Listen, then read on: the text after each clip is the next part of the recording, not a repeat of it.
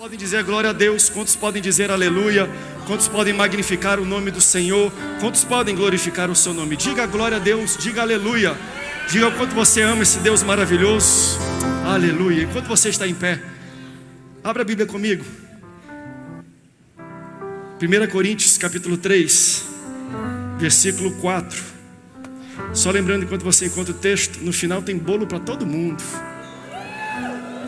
Aí você já deu glória a Deus, né? Eu quero ver da glória a Deus na mensagem, no alimento espiritual, né? Quando é bolo no pote, glória a Deus, aleluia. Quando é cajado na cabeça, é misericórdia. 1 Coríntios capítulo 3, a partir do versículo 4. Olha o que diz o texto. Porque dizendo um, eu sou de Paulo, e o outro, eu sou de Apolo, porventura não sois carnais? Pois quem é Paulo e quem é Apolo? O que Paulo está fazendo aqui é: quem é Paulo e Apolo na fila do pão? Está aqui no texto bíblico. Quem é Paulo, quem é Apolo, senão ministros pelos quais crestes, e conforme o que o Senhor deu a cada um? Eu plantei, Paulo está falando, Apolo regou, mas Deus deu o crescimento. Por isso, nem o que planta é alguma coisa, nem o que rega, mas Deus é quem dá o crescimento. Ora, o que planta e o que rega são um, mas cada um receberá o seu galardão segundo o seu trabalho. Porque nós somos cooperadores de Deus. Vós sois a lavoura, o campo de Deus e o edifício de Deus. Se você é campo de Deus, diga: eu sou campo. Agora pula rapidamente para Eclesiastes capítulo 3, versículo 1. Olha o que diz o texto para a gente poder aplicar o que acabamos de ler. Tudo tem o seu tempo determinado, há tempo para todo o propósito debaixo do céu. Se você é uma palavra de Deus, diga: eu amo a Bíblia. Tome seu assento, por favor. Aleluias. Essa carta, primeira parte que nós lemos, é o apóstolo Paulo escrevendo para uma igreja, a igreja de Corinto, uma igreja muito problemática. Mas olha que interessante, olha o perfil dessa igreja. É uma igreja que era muito fluida em sobrenatural, muito boa em língua estranha, muito boas em milagres, em prodígios, em maravilhas, mas péssima no seu caráter. Número 100 em movimento, número 0 em caráter. E Paulo está escrevendo várias coisas acerca dessa igreja. Duas das maiores cartas que Paulo escreve a uma igreja é 1 e 2 Coríntios. Ele escreve para esta igreja que nós acabamos de ler. E o ponto que Paulo está abordando aqui, o ponto principal, é muito interessante. Ele está falando sobre a facção, ele está falando sobre a panelinha, ele está falando sobre o favoritismo que existe dentro dessa igreja. Eu devo lembrar para você que quando ele aponta esses erros, ele não está falando para quem é de fora da igreja. Paulo está abordando feridas e temas a serem tratados dentro de uma igreja. O que ele está falando é: vocês estão escolhendo pregadores. Sabe aquele povo que fala assim: quem é que vai pregar domingo? Ah, é o pastor André? Não vou não, só vou se for o pastor Ribeiro. Deus está falando para alguém aqui, Deus está descendo cajado já. Quem é? É o pastor Rodolfo? Ah, não vou não, eu só vou se for a pastora Naná Favelation. Quando a Nayane, e eu coloco isso no Excel, tá? Todos os cultos que a Nayane prega, a gente tem 20% mais de pessoas assistindo aqui. Não são os vós carnais? Quem é Nayane? Quem é o CEO? Quem é Paulo? Quem é Apolo? E Paulo está citando isso aqui a uma igreja. O que ele está falando é: nós somos apenas ajudadores. Se você quer escolher ir no dia do culto por causa de uma pessoa, você não está indo por causa de Deus, você está indo por algo carnal, você está indo porque você gosta de uma pessoa, porque você tem um favoritismo. Se você quer vir para a igreja, venha para receber a palavra que Deus tem para você, independente de quem está pregando essa palavra. Porque Paulo fala assim: quem eu sou na fila do pão? Eu sou um cooperador. Apolo é apenas um cooperador. Sabe por quê? Porque não somos nós que damos o crescimento. Paulo planta, Apolo rega, mas quem dá o crescimento é Deus. a gente não faz crescer nada. Nós estamos vivendo um momento de crescimento. E meus irmãos, deixa eu falar para você, pastor André não tem nada a ver, pastor Ribeiro não tem nada a ver, o coral não tem nada a ver, o ML não tem nada a ver, a orquestra não tem nada a ver, porque o crescimento não vem através das pessoas. Nós somos agentes cooperadores e facilitadores, porque quem está crescendo essa igreja é o dono da igreja, é o Deus dessa igreja. Então ele fala, não se prenda com pregador não, com pessoas não, com lideranças não. Você está entendendo? Não busque o pastor, busque o Deus dele. Afinal, o que te alimenta não é a maneira como cozinham a mensagem, é a mensagem, é o alimento. Pode ser empanado, pode ser frito, pode ser na brasa, mas o que vai te alimentar é o alimento, independente da forma como ele é preparado. Então não venha para um local, não venha só para a igreja no dia que prega uma pessoa ou outra pessoa. O que Deus está falando é, vem aqui porque eu que vou servir, sou eu que alimento vocês, sou eu que dou o crescimento dessa igreja. Uns plantam, outros regam, mas não tem nada a ver com a gente. Então, é Deus que dá o crescimento de uma igreja. É Deus que faz uma igreja ser triunfante. É Deus que dá a vitória, faz uma igreja, um povo vencedor. Porque onde Deus está no meio, existe crescimento. O texto fala no versículo 7, deixa eu lembrar para você, por isso, nem quem planta é alguma coisa, e nem quem rega também é, mas é Deus que dá o crescimento. O versículo 9, porque nós somos cooperadores de Deus, e aqui existe uma distinção do apóstolo Paulo. É Paulo que está escrevendo, e ele se cita, ele fala, olha, eu plantei, Apolo regou, mas o crescimento vem de Deus, e o crescimento acontece no campo. Olha a diferenciação que existe nesse texto. Nós somos cooperadores de Deus, vós, ele está falando de quem? Da igreja, vós sois o campo, vocês são a lavoura. Então olha essa diferença. Quem é, pastor, o cooperador e ajudador? Os pastores e obreiros. E quem é o campo? Vocês. A igreja é o campo. Onde é que Deus dá o crescimento? No campo. O crescimento que Deus tem para uma igreja, para um povo, não é para a sua liderança. Eu não sei se você está entendendo isso. Não é para os cooperadores. O crescimento acontece no ambiente do campo. Então, se existe uma igreja onde só o líder cresce, só o líder prospera, só o líder tem paz, só o líder tem a alegria, a harmonia, o propósito de Deus para aquele local está sendo retido, porque o crescimento de Deus não é para parar no líder, é para fluir através do líder, fluir através do cooperador e chegar até a lavoura, porque o crescimento acontece no campo, acontece em vocês. Não faria sentido eu prosperar e você não. Não faz sentido eu ter paz e você viver em animosidade. Não faz sentido nenhum líder ter cura e você viver com enfermidades. Se isso está acontecendo, o propósito está errado. Não é mover de Deus. Se é mover de Deus, todos da igreja precisam receber a semente, todos precisam ser regados e todos precisam crescer. Onde existe crescimento só da liderança, não é mover de Deus, porque o mover de Deus é para toda a igreja. Estou falando aqui. Acontece no campo. Meu irmão, se não atingir você, nós estamos fazendo alguma coisa errada. Por isso que eu sempre oro, eu falo, Senhor, fala através da minha boca. Só me usa, porque quem precisa ouvir, eu preciso. Eu me coloco também como campo. Mas cada um de vocês precisam crescer. Cada um de vocês precisam prosperar. Cada um de vocês precisam ter paz. Cada um de vocês precisam ter harmonia. E eu profetizo isso em nome de Jesus. Esse crescimento vai chegar na sua vida. Esse crescimento vai chegar na sua casa, porque nós entendemos. Quem é André? Quem é Ribeiro? Nós somos ajudadores de Deus. Porque Ele que dá o crescimento aonde? Na tua casa, na tua vida, na tua família. É você que vai crescer quando o agir de Deus está. Se o mover de Deus alcança todo mundo, é porque nós estamos atingindo o nosso propósito, estamos nos tornando uma igreja vencedora. Por que Deus dá crescimento? Porque Ele é um Deus de aumento, Ele é um Deus de acréscimo, Ele é um Deus de mais. Isaías, capítulo 9, vai falando do nascimento de Jesus, a profecia. E em um dado momento, a partir do versículo 7, ele fala, um menino nasceu, o filho se nos deu, o governo está sobre os seus ombros. E ele fala assim, ó, do aumento do seu reino, e esse aumento não terá fim. Ele fala de um Deus que acresce, um Deus que adiciona, um Deus que multiplica, mas Ele não tem teto para parar não. Aquilo que Deus vai fazer é sempre maior. Existe sempre um acréscimo, existe sempre um aumento. O nosso Deus é um Deus de mais. O nosso Deus é de uma medida recalcada. O nosso Deus é de uma medida transbordante. O nosso Deus é aquele que fala que leva a gente de fé em fé, de glória em glória, de vitória em vitória. Agora entenda, como é que isso acontece, pastor? Como é que nós podemos viver como igreja, como casa, como família?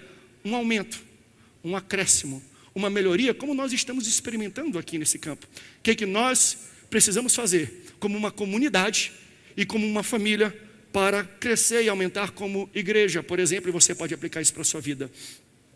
Você tem que entender que o segundo texto que nós lemos existe um tempo determinado para todas as coisas, existe um propósito para tudo debaixo do céu.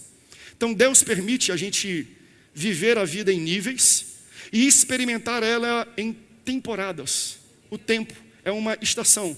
Eclesiastes diz, há um tempo determinado para todas as coisas. Então, tudo tem um tempo, tudo tem uma temporada, tudo tem uma estação. E a gente vai experimentar o crescimento que a gente espera aqui, pela maneira como nós administramos o que Deus coloca na nossa mão neste tempo. A gente vai experimentar um aumento pela maneira como nós hoje somos bons mordomos de tudo aquilo que Deus coloca para a gente dar conta. Toda bênção é um relógio, ele vem com uma contagem regressiva e ele vai chegar na nossa vida. Então não é a minha responsabilidade determinar a minha estação ou a minha temporada. É a minha responsabilidade reconhecer em qual estação, em qual temporada eu estou. Porque a estação e a temporada, quem nos insere é Deus. E se Ele insere, Ele dá para a gente equipamentos, Ele dá para a gente unção, Ele dá para a gente autoridade. Ele fala, eu quero ver quão bem você manuseia a autoridade, o poder e a glória e o peso que eu coloquei sobre a tua vida aqui. Se você passar do teste, passar a prova, eu vou te colocar numa nova estação. Eu vou te levar para um novo nível. Então a maneira como nós somos diligentes, zelosos, cuidadosos, vai determinar se Deus pode confiar a gente para um próximo teste, para uma próxima fase, para um próximo nível, para uma próxima estação. É assim que a gente vai determinar. Pastor, é como eu administro o que Deus colocou na minha vida? É. E Ele quer aumentar isso na nossa vida. Ele quer aumentar essa igreja. Ele quer fazer coisas extraordinárias em nosso meio. Ele é um Deus de fé em fé. Ele é um Deus de vitória em vitória. Ele é um Deus de glória em glória. Sabe o que significa glória? Peso. Quanto mais eu administro bem as coisas que Deus coloca na minha mão, mais glória Ele derrama na minha vida. Ou seja, você está cuidando bem daquilo que eu coloquei. Eu vou pesar mais uma responsabilidade na tua vida. Eu vou colocar mais vidas, eu vou colocar mais autoridade, eu vou colocar mais dom. Junto com isso, existe um peso que é colocado sobre as nossas costas. Porque se nós administramos bem, Deus tira de quem administra mal, parábola dos talentos, e coloca na mão daquele que administra bem. Então, se nós estamos fazendo uma coisa bem feita, Deus vai derramar um peso de glória sobre a nossa vida. E isso é maravilhoso, porque quanto mais peso de glória, mais peso a minha palavra de autoridade tem. Então as montanhas que eu vou falar e vão se lançar para o mar, são maiores do que elas eram antes. Os gigantes que vão se apresentar na frente, eu vou ter autoridade, porque agora minha palavra tem mais peso do que quando eu estava lá atrás. Porque quanto eu sou um bom mordomo das coisas que Deus confia, Deus coloca um peso de glória sobre a nossa vida. Sabe quando você fala aquelas pessoas assim, ó, a palavra desse cara tem peso. Sabe por quê? Porque com o tempo ele foi bom administrador daquilo que foi confiado para ele. Quanto mais você cuida bem do talento e do dom que Deus te deu, quanto mais nós somos uma igreja harmoniosa, quanto mais nós somos uma igreja espiritual e bíblica, mais peso de glória vai recair sobre este local. E não tem como a pessoa entrar aqui sem sentir um ambiente do peso desta glória. Pastor, o que eu faço para cuidar disso tudo? O que eu faço para eu crescer de glória em glória? Então, se eu administro bem as coisas que Deus colocou na minha mão, no nível que eu estou, Ele vai me passar para o próximo nível? Sim. Eu vou dar um exemplo muito claro para vocês, que nós vivemos nesses 2 anos. Quando eu cheguei aqui com a minha esposa, em setembro de 2019, o primeiro grande desafio financeiro que a gente teve naquele tempo é que, quando você entrava, tinha aquele anexo, estava cedendo um pouco o teto da parte de fora. E aí a gente fez um orçamento, tinha que botar várias vigas, várias estruturas de ferro para levantar novamente e dar a segurança que aquele local precisava. Aí eu fiz as contas e a pessoa levantou e falou assim: pastor, vai custar 22 mil reais. Aí eu olhei a conta e falei: Senhor, o que eu vou falar? Acabei de chegar para levantar um desafio de 22 mil reais para esse povo, a gente está vivendo no limite, como é que tu vai me usar? Aí eu lancei o desafio, falei: gente, está caindo, vocês estão vendo, a gente tem que cuidar, vamos levantar aquilo. E nós levantamos 22 mil reais e fizemos em uma semana aquela obra. Só que 4 meses depois, eu estava com dificuldade de levantar 20 mil reais no início. 4 meses depois, eu desafiei a igreja na compra do ar-condicionado, 90 mil reais. 3 meses depois do ar-condicionado, eu desafiei a igreja na compra do telão de LED, 180 mil reais. Aí Deus vai dando mais peso, aí Deus vai dando um crescimento, aí Deus, a gente trabalha, a gente até planta, a gente até rega, mas você está entendendo? Deus vai aumentando a carga de glória, de peso e de responsabilidade, porque entendeu? Vocês estão sendo bons gestores daquilo que eu estou colocando, então não se preocupe não, eu posso confiar um peso maior sobre a vida de vocês. Aí Deus fez crescer a igreja, crescemos 500 pessoas quase no ano passado. O que precisou? Comprar cadeira. Nós investimos 140 mil reais só de cadeira para botar novos convertidos e novos membros na igreja, porque quanto mais nós administramos bem o que Deus colocou na nossa mão, mais Deus confia peso nas nossas costas. Glória a Deus, aleluia, mas a conta subiu também. Sobe a glória, sobe o peso. Sobe o peso, sobe a responsabilidade. Mas Deus está falando assim, ó: eu vou crescer a fé dessa igreja, vocês vão viver de fé em fé. Vocês vão viver de glória em glória. Vocês vão viver de vitória em vitória. É por isso que Deus nos conduz. Ele quer crescer a nossa fé, mas Ele vai por estágios. Tudo tem um tempo. Ele vai por uma estação e por uma temporada. Um tempo determinado para todas as coisas. Então, nós vivemos as estações porque Deus não permite a gente viver tudo só de uma vez. E eu dou glória a Deus por isso. Porque às vezes a gente não vai ter a estrutura para aguentar o peso da glória que Deus quer. A gente fala assim: Senhor, explode essa igreja. Senhor, aumenta isso. Uma vez eu estava com Daniel Colenda, conversando lá em São Paulo, quando eles vieram para o Descende. E eu conversando com ele, ele falou assim: André, o peso da glória de Deus é algo muito perigoso. Porque se Deus escolhe uma igreja para fazer um avivamento, todos os jornais do país vão até aquele local. Só que eles não vão para ver o avivamento. Eles vão levantar a tua vida pregressa. Vão levantar pessoas que tu deixou de pagar. Vão levantar os erros lá do passado. E para queimar o que Deus está fazendo aqui, eles vão acabar contigo lá atrás. E você tem que ter peso e estrutura e fundamentação para aguentar o peso da glória de Deus sobre uma igreja. Então, não seja muito acelerado ou afobado para querer receber a glória de uma vez só. Peça por estações, de pouquinho em pouquinho, para você crescer. Falou: eu estou com musculatura, bota mais peso. Aí você levanta: eu estou com musculatura, pode botar mais peso. E Deus vai colocando, porque a gente não aguenta tudo de uma vez só. É devagar, é paulatino. Eu vou falar uma coisa: Deus até permite a gente viver tristezas por estação, porque a gente não aguenta também viver tudo de uma vez só. Tem pessoas que até hoje eu converso, perderam entes queridos durante a pandemia. Filhos, pais, mães. E 1 ano depois, você vê uma roupa que lembra, você chora. Você passa o cheiro do perfume, você chora. Você entra no ambiente que lembra ele, você chora. Você vê uma fotografia, você chora.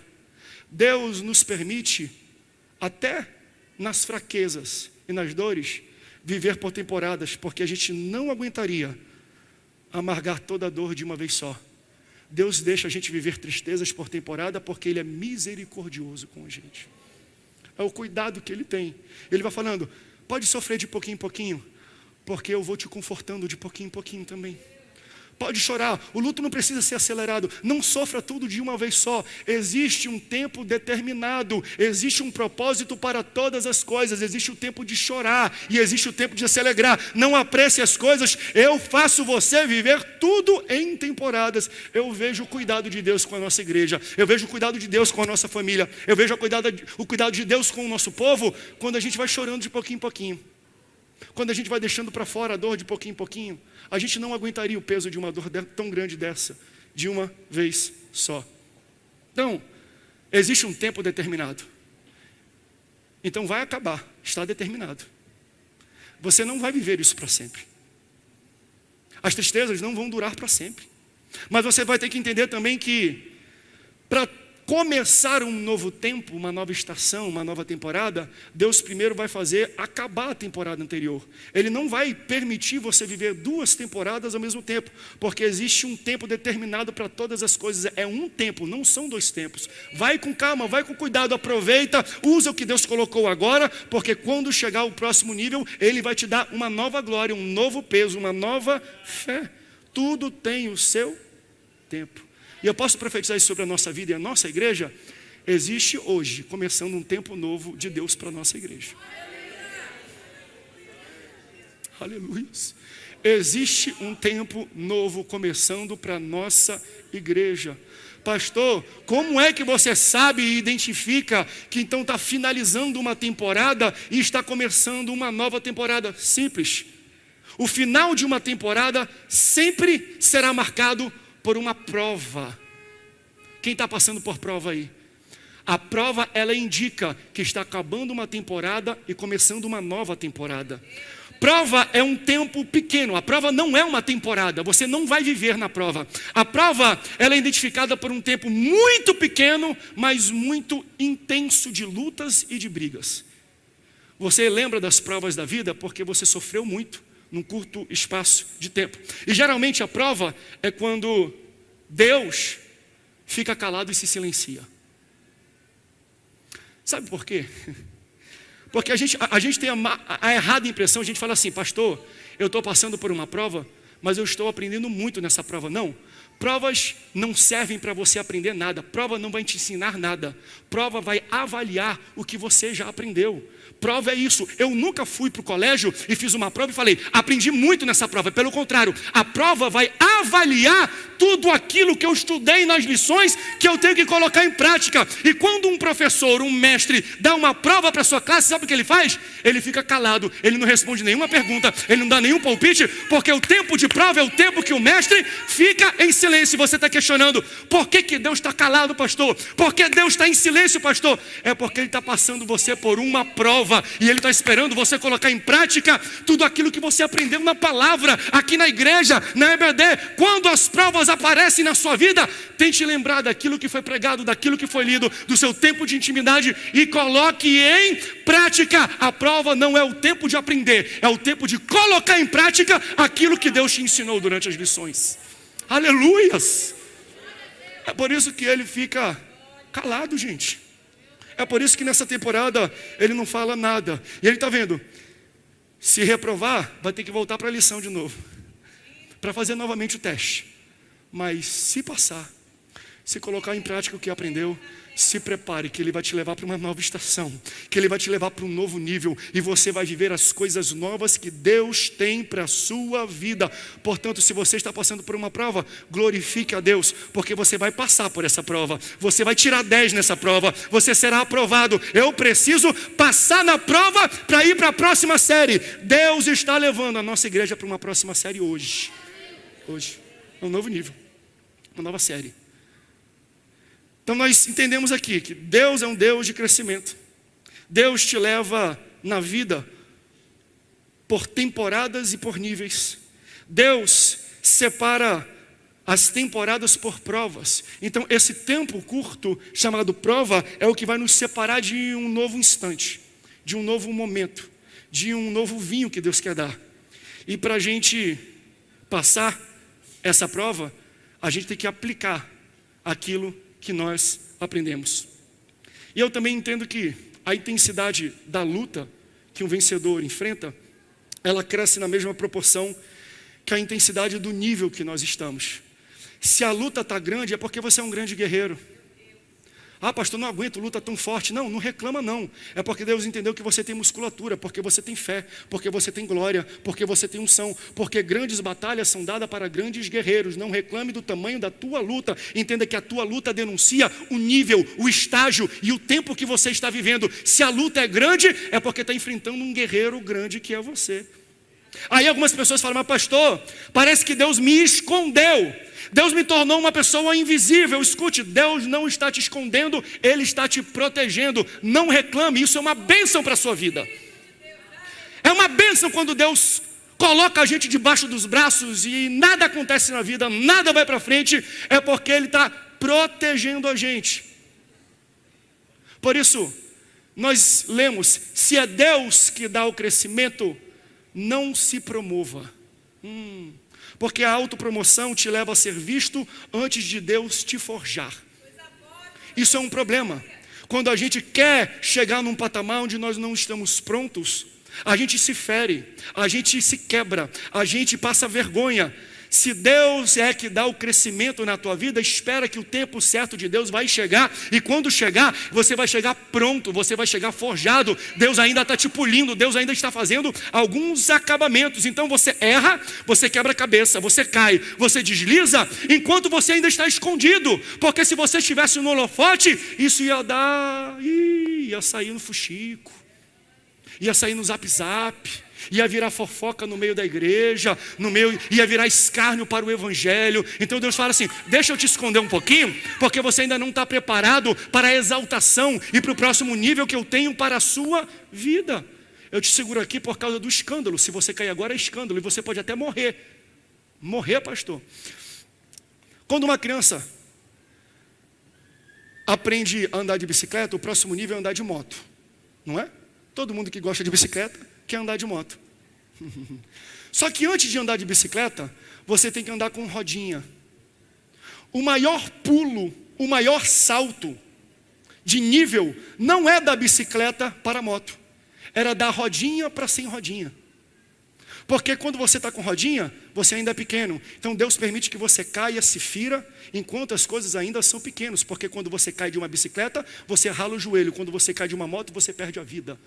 Então Deus está falando, segura um pouquinho, não tenta apressar, vive um pouco a temporada da rodinha, porque é nesse tempo que você vai aprender a cair e vencer a rachadura, e vencer o raspão, e vencer o arranhado que você tem. Porque quando for para a moto, se você cair, é morte, meu filho, você vai ficar paralisado, e eu não vou permitir você chegar num local, em um patamar, onde uma simples queda faça parar ou arrancar o teu ministério. Fica parado e aproveite a temporada da rodinha. Aproveita isso. Existe um tempo determinado para todas as coisas. Davi viveu isso na prática. Ele foi forjado na rodinha, onde? Cuidando das ovelhas. Ninguém via. Deus estava escondendo ele. Deus estava preparando ele. Deus estava forjando ele. Deus estava dando para ele musculatura. Até o dia que Deus entendeu, está na hora de promover esse rapaz. Ele se apresenta num momento onde Golias está, mata Golias e se torna o grande Davi, conhecido por todos. Então, quem dá o crescimento é Deus.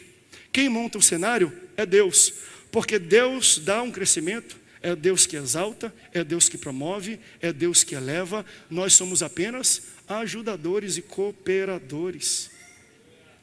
Quando nós abrimos as nossas portas, homens fecham. Mas quando é Deus que abre a porta, ele diz em Apocalipse, eu tenho a chave de Davi, a porta que eu abro, nenhum homem fecha. Então deixa Deus abrir as portas da tua vida, porque não tem inferno, não tem Satanás, não tem homem, não tem dinheiro, não tem influência, não existe poder que possa fechar uma porta que Deus vai abrir na sua vida. Viva as temporadas e as estações que Deus tem para a sua vida, porque quando Ele abrir a porta para você sair de um tempo para outro tempo, não existe homem nessa terra e nem no céu que possa fechar a oportunidade e a porta aberta e a resposta e o milagre e a bênção que Deus tem para a sua vida. Quando o profeta Samuel chega, ele foi incumbido de encontrar o próximo rei de Israel e ungir, foi na casa de Jessé, que é o pai de Davi. Quando chegou estavam todos os filhos, menos Davi. Davi não foi convidado, ele não recebeu o convite para essa festa. Mas quando chegou o profeta, tentou todo mundo, ele falou, não está aí. O profeta fala, tem mais um? Tem, está onde? Ele está escondido. Aleluia. Ele está lá cuidando das ovelhas. Chama ele lá. E ele entra na casa. Porque quando chega o tempo de Deus, você não vai precisar correr atrás do óleo. É o óleo que vai correr atrás de você. Você não precisa se promover. É a promoção de Deus. É a mão de Deus te locomovendo e te levantando. Você não precisa se você vive os propósitos de Deus, você não precisa de autopromoção. Deus que vai dar o crescimento. Deus que vai dar o aumento. Os músicos podem subir, por causa do tempo, muita coisa. Eu quero daqui a pouco finalizar, mas os músicos, se estiverem aqui, eu vou pedir que eles subam. Eu acredito, meus irmãos, que nós estamos vivendo um tempo divino.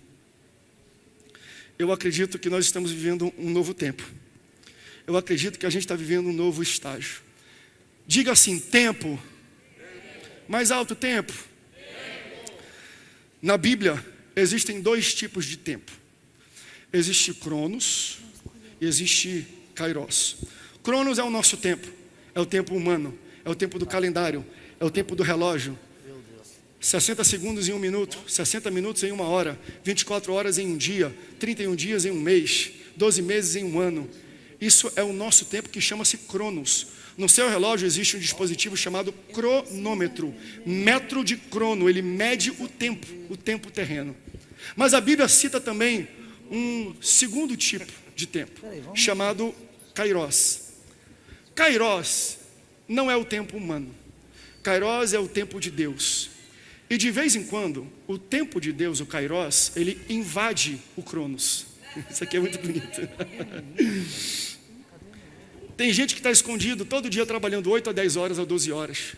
Tem gente que todo dia vem e senta aqui. Tem gente que Deus derramou um potencial muito grande, um ministério muito grande, uma capacidade muito grande, mas todo dia você se vê batendo ponto, todo dia você se vê sentando na cadeira, todo dia você se vê vendo a mesma coisa e questionando: Deus, eu tenho algo tão grande. Você já confirmou, você já profetizou. Quando eu boto em ação eu consigo ver os resultados. Por que todo dia eu faço a mesma coisa no meu Cronos? Por que todo dia eu não saio do lugar? Por que todo dia eu fico preso?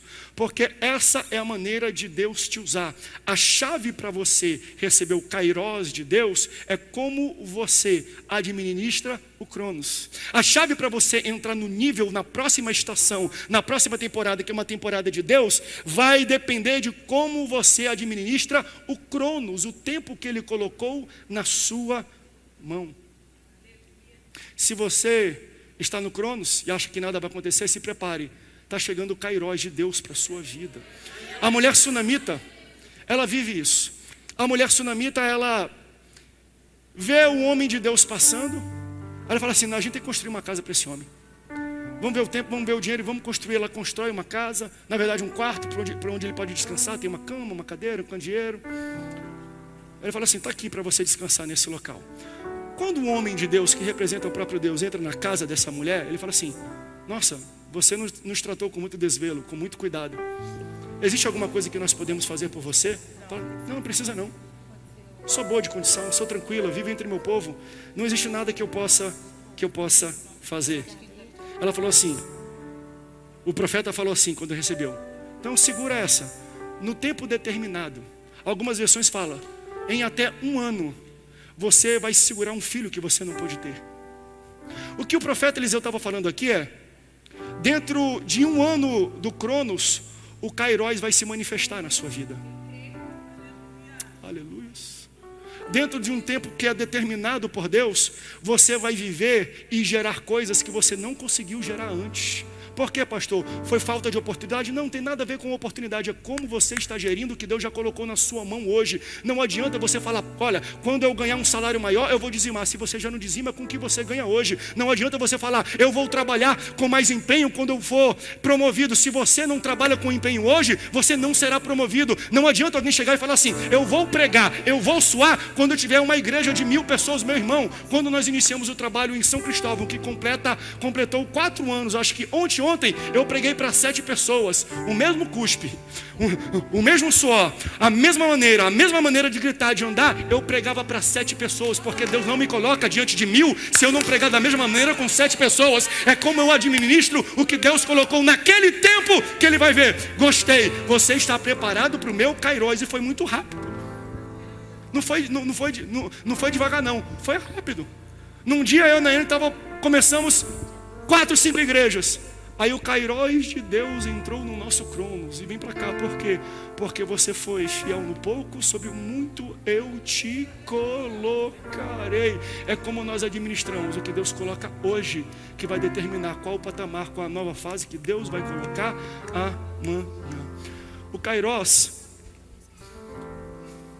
é como, acho que a melhor maneira de descrever, como o pastor Ribeiro descreveu uma vez numa conversa: ele viu um portal aqui, é isso. É uma janela que o céu abre no nosso Cronos e começa a despejar sobre a gente coisas que a gente nem esperava. Se nós formos diligentes, cuidadosos, fiéis àquilo que Deus já está fazendo em nosso meio, Deus está falando, se preparem, porque vocês não viram nada. Eu estou dando só um crescimento para vocês. O meu Kairos ainda não chegou para vocês não. Se você é diligente com as coisas pequenas, Deus vai levantar e começar um tempo novo. Mas não é o seu tempo, é o tempo dele. Foi o que aconteceu com Davi. O dia que Davi recebeu cânticos e músicas e elogios, o dia que Davi foi carregado no ombro dos homens, o dia que Davi foi cantado pelas mulheres que estavam nas sacadas das casas, foi o mesmo dia que ele matou o gigante. Mas de manhã ele estava cuidando de ovelha, o pai dele chama, vem aqui meu filho, leva lanche para os seus irmãos. Ele fazia aquilo todo o dia.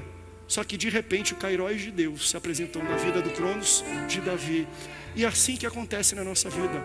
Nós nunca saberemos o dia do Kairos, mas eu tenho um sentimento, eu sinto no meu espírito que está muito mais perto do que nós imaginamos para a nossa igreja. Você está preparado para o Kairos de Deus invadir o nosso Cronos? Vocês estão preparados para o Kairos de Deus entrar, para que Ele injete o que existe no céu diretamente na nossa igreja, que Ele coloque na nossa mão, porque eles percebem, estão sendo diligentes, bons mordomos daquilo que eu confiei agora, é desse tipo de gente que eu gosto. Ele vai colocar um peso novo, Ele vai fazer a gente viver de fé em fé, Ele vai fazer a gente viver de glória em glória, Ele vai fazer a gente viver de vitória em vitória. Pastor, como eu sei que vai ativar isso? Como o senhor sabe que está próximo? Você sabe aquele controle remoto que você tem de portão de casa? Que fica grudado em cima do negócio do carro? Se você for aqui no estacionamento hoje e apertar, a minha pergunta é, vai abrir o portão lá na sua casa? Vai não, né? Mas vem aqui, lá não tem energia? O portão não está funcionando? Não tem pilha, não está carregado, não está bem, não está funcionando o controle remoto? Tá? Por que então, pastor, que não abre o portão lá quando eu aperto aqui? É porque você está longe. Existem portas que só abrem quando você se aproxima. Existem portas que só abrem quando você está perto. Existem temporadas que só se iniciam quando você chega perto. E esse é o meu sentimento. Eu não sei quando, mas eu acho que a gente está se aproximando. Não sei se eu estou no quarteirão, no bairro, ou talvez nós já estamos na rua. E quando nós chegarmos perto e apertarmos esse botão, você vai ver se abrir o Kairos de Deus sobre a nossa vida. Você pode ficar de pé?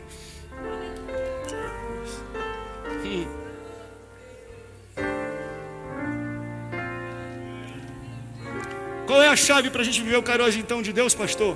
Frequência, constância, fidelidade. Aconteceu isso, meu irmão, continua de fé em fé, continua de glória em glória, continua de vitória em vitória.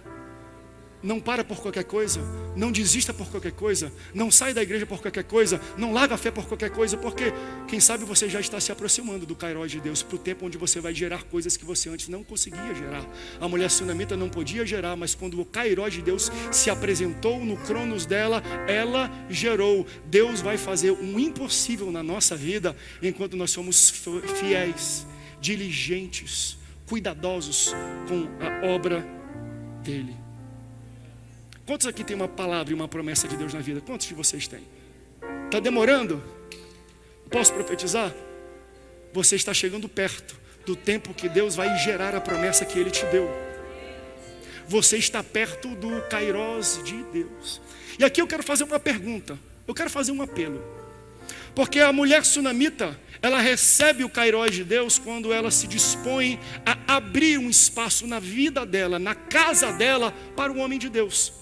A partir do momento que ela tomou a ação de falar, eu preciso que Deus entre na minha vida, eu não quero só que Deus passe pela minha porta, eu não quero só vir para um culto como esse e ver o louvor e ver a adoração e eu saio daqui arrepiado. Você está vendo Deus fazendo coisa do teu lado, Deus está vendo você fazendo coisa do outro lado, você olha para trás, tem gente chorando, você olha para frente, tem gente sendo curada, aí você está arrepiado, você já está pertinho do Kairos de Deus. Falta uma coisa: aperte o botão e faça abrir esse portão.